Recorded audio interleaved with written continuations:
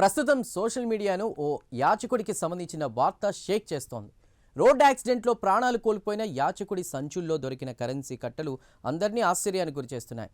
రద్దు చేయబడిన 2000 నోట్లతో పాటు ఇండియన్ కరెన్సీ నోట్లన్నీ, అదేవిధంగా ఫారెన్ కరెన్సీ నోట్లు కూడా ఆ బిచ్చగాడి చిరిగిపోయిన చీకిపోయినటువంటి సంచుల్లో లభ్యం కావడం చూసి పోలీసులే బిత్తరపోయారు. దీంతో అతడు బిచ్చగాడు కాదు, లక్షాధికారి అని తేలింది. అయితే ఈ నోట్ల కట్లన్నింటినీ కూడా అతడు ప్లాస్టిక్ డబ్బాల్లో ఉంచి సెల్లో టేపులతో గట్టిగా సీల్ చేసి సంచిలో దాచుకున్నాడు.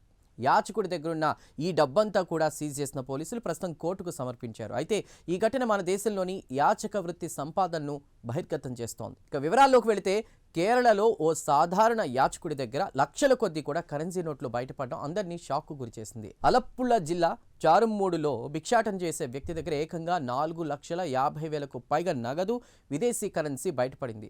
రోడ్ యాక్సిడెంట్లో చనిపోయిన అతడి వద్ద ఉన్నటువంటి పాత ప్లాస్టిక్ డబ్బాల్లో భారీగా కరెన్సీ నోట్లు పోలీసులు గుర్తించారు. అయితే ఈ నెల 5వ తేదీన చారుమ్మూడ్ సెంటర్లో ఓ స్కూటర్ ఢీకొనడంతో అనిల్ కిషోర్ అనేటువంటి యాచకుడు తీవ్రంగా గాయపడ్డాడు. రక్తపు మడుగులో పడి ఉన్నాడు. అతన్ని స్థానికులు సమీపంలోని ఆసుపత్రికి తరలించారు. ఆ సమయంలో అతడు తన పేరును అనిల్ కిషోర్గా, తనది కాయంకూళం అని ఆసుపత్రి సిబ్బందికి తెలిపాడు. అయితే కాళ్ళు చేతులతో పాటు అతడి తలకు తీవ్ర గాయమైంది. దీంతో డాక్టర్లు యాచకుడు అనిల్ను ఆసుపత్రిలోనే అడ్మిట్ అయ్యి చికిత్స తీసుకోవాలని సూచించారు.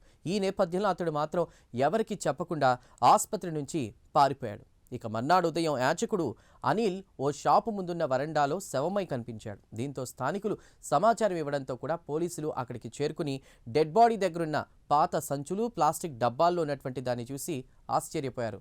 వాటిని నోర్నాడ్ పోలీస్ స్టేషన్కు తరలించి తనిఖీ చేశారు. ఇక వాటిని ఓపెన్ చేసి చూడగా నోట్ల కట్టలు కనిపించాయి.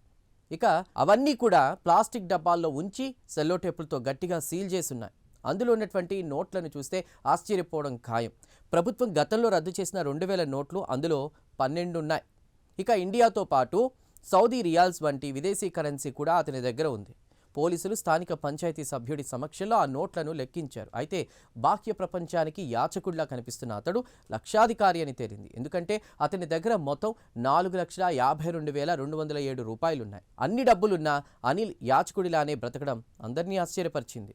అయితే రోడ్డు ప్రమాదానికి గురైనప్పటికీ అనిల్ కిషోర్ ఆసుపత్రి నుంచి ఎందుకు పారిపోయాడో అని పోలీసులు ఆరా తీయగా తన దగ్గరున్న లక్షల రూపాయలు దొంగిలిస్తారనే భయంతోనే అతడు చికిత్సను తిరస్కరించి ఉంటాడని భావిస్తున్నారు. ఆ గాయాల వల్లే అతడు మరణించి ఉండొచ్చని ప్రాథమికంగా నిర్ధారించారు.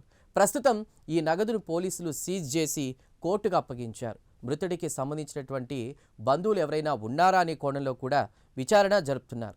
అయితే మన దేశంలో యాచక వృత్తి బిందాస్ వృత్తి అని తేలింది. కాయా కష్టం లేకుండా భిక్షాటనకు అలవాటు పడిన వాళ్ళు ఎన్ని ఉపాధి మార్గాలు చూపించినా యాచించడం మాత్రం మానేయరు. ఇంకో షాకింగ్ విషయం ఏంటంటే యాచకుల్లో కోటీశ్వరులు కూడా ఉన్నారు. కొన్ని రోజుల క్రితం హైదరాబాద్లో ఎన్నికల సమయంలో యాచకులను తరలించినప్పుడు కోటీశ్వరులైన యాచకులు బయటపడి అందరినీ ముక్కున వేలు వేసుకునేలా చేశారు. అంతేకాదు జీహెచ్ఎంసీ యాచకులను తరలించినప్పుడు కొంతమంది చదువుకున్న మహిళలు యాచకుల్లా బయటపడ్డారు. వారి దగ్గర లక్షల్లో డబ్బులున్నాయి. ఇక కొందరు యాచకులు భిక్షాటన చేస్తూనే ఆ డబ్బుతో ఆలయాలకు లక్షల రూపాయలు విరాళంగా ఇచ్చి కోటీశ్వరులనే ఆశ్చర్యంలో ముంచెత్తారు. ఆర్థిక రాజధాని ముంబైలో భిక్షాటన చేస్తూ ఓ వ్యక్తి ఏకంగా 2 డబుల్ బెడ్రూమ్ ప్లాట్లను కొనుగోలు చేయడంతో పాటు తన పిల్లలను పెద్ద కార్పొరేట్ స్కూల్లో చదివించడం అందరినీ ఆశ్చర్యానికి గురిచేసింది.